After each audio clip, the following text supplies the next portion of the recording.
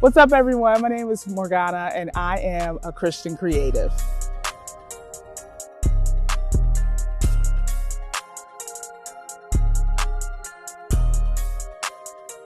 I'm actually originally from Houston, Texas. Whoop, whoop. and however, my parents became missionaries back in 1995, and we went to Brazil. So I actually grew up in Brazil, and I was actually down there between 1995 all the way up until all the way up till 2003. So once I got back, I went to college, which was Liberty University. However, Liberty University was too big for me, so I went to Bluefield College because I was homeschooled all my life, and I finished there. So after that, ended up working for the college, and then moving to Richmond, and that's where I reside in now. Right now, I just put up my website, and it's called laughterforthespirit.com. So definitely check me out there. I'm also on social media. Pretty much all my social media starts with Laughter for the Spirit. So if you find me on Instagram, that's exactly the name, Laughter for the Spirit. Facebook, Laughter for the Spirit. YouTube, Laughter for the Spirit. If you are looking for a comedian, I would love to come to your church, love to come to any type of women's events that you might be having, a women's conference. That would be amazing for me to come out and just share with you guys my comedy and also my testimony. So if you are looking for me, once again, it is Laughter for the Inner Spirit. No, Laughter for the Spirit. It is Laughter for the Spirit. I feel like in my past, I have always tried to find my happiness and who I actually am through relationships with men, you know? And so that is definitely something that I had to overcome. And I didn't know at the time how to overcome it, you know? I was just going from relationship to relationship to relationship to relationship to situationships to situationships to some friendships benefit. It was bad, you know? And so I was trying to figure out how to really overcome that. I had to go down to the root of it. Where did it begin at? And find out why I started to feel that I needed to find my almost like my happiness and who I am through them. And so it wasn't until I really started to sit down and begin to have very intimate devotions with like the Lord, you know, making sure that it was not just a task to check off, but like something that I would look forward to each and every day. And it's not easy, you know, trying to have devotions on a day-to-day basis all the time with your schedule, with your life, blah, blah, blah, all those things. And so once I actually bunkered down, it was actually this year alone where I was trying to, last year, I was trying to find out, you know, where am I going to go?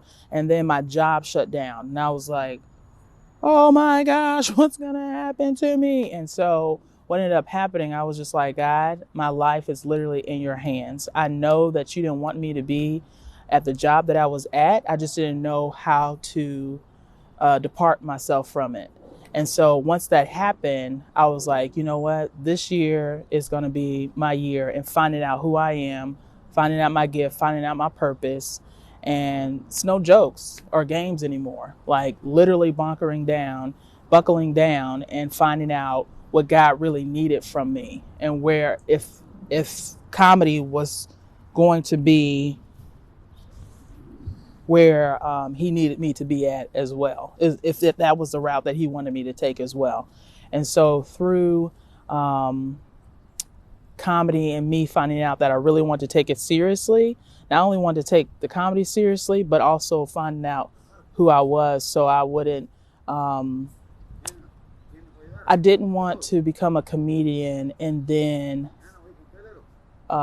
be consumed by, you know, likes and events and people and fame and whatever the case is. I wanted to know who I am, who made me, deeply who I am inside, loving myself, being content with myself and everything. I wanted to know all about me, and I realized that I didn't know all about me. So I began to get into my word and started from the beginning and working my way through the Bible now, actually.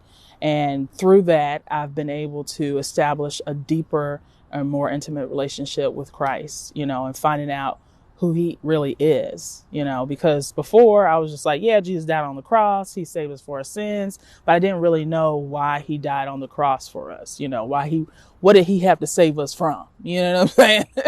And so it's just amazing through a lot of the stories, Abraham, Moses, Saul, David, and the Israelites, and how they overcame a lot of things. And just seeing their story allowed me to see my patterns in my life, and that I needed to do away with them, just like the Israelites had to do away with them when God was asking them to obey him. So I realized I had to begin to obey God. And so that's when I started to follow him, fast, pray, read the Bible, have longer devotions with him, and just finding out who he is overall. So, yeah, I would encourage women out there that might be dealing with the same situation as me. And women, just to be clear, I'm talking about men and sex, breaking that barrier in your life, finding out why you have to continue to do that in order to feel a fulfillment. What I found out that it's temporary. The enemy wants you to believe that, well, for one thing, sex is amazing, but when it's done with the person you're supposed to be one with, one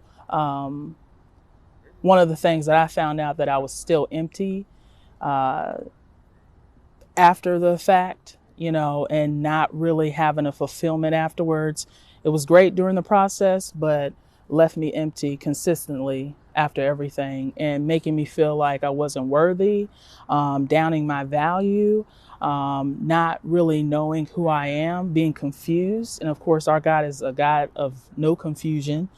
And so when I began to, I would just encourage you to find the root of it, find the root of your sin, find the root of your pattern, why it began, and figure out how to begin to cut out those bad habits that are in your life. And pray for God to restore you completely. Surrender everything over to him. Literally surrender. It's not easy. That's why you have to go in with fasting, praying, reading your word, having devotions to find out more about him and how. Because once you find out who you are through him, that's where the happiness is at. You know what I'm saying? Once you really find out who you are through God, that's where your value, that's where your happiness is at. That's where your contentment lays at. That's where you find out what a real relationship is. Because I thought, I've seen my parents, they have a beautiful relationship. They've been married for almost 40 years, but I did not see the process that they had to get to that great relationship that they're at now. I just saw a great relationship and automatically thought that was going to turn into a great relationship as soon as I started dating somebody. No, there's a process. If you're not willing to go through a process, then you're not willing to really get married. Okay?